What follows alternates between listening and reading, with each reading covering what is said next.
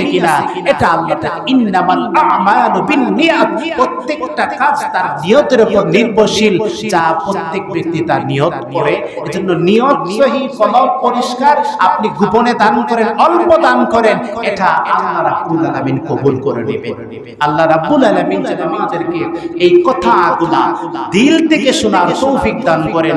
আল্লাহ রাব্বুল আলামিন যেন আমাদের অন্তরের চোখ, অন্তরের কান, অন্তরের মুখ দিয়ে যেন আমাদের এই কথাকে শোনার তৌফিক দান করেন।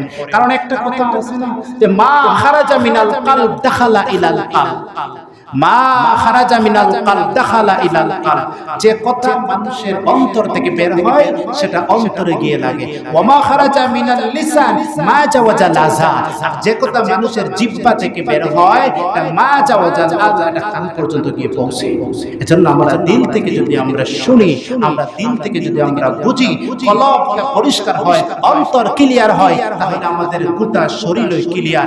আল্লাহ রাব্বুল আলামিন যেন আমাদেরকে অন্তর থেকে সব কিছু নিয়ত করা একমাত্র আল্লাহর সন্তুষ্টি করার জন্য, আল্লাহকে খুশি রাজি করার জন্য যেন প্রত্যেকটা ইবাদত, প্রত্যেকটা কাজ যেন আমাদেরকে করার তৌফিক দান করেন।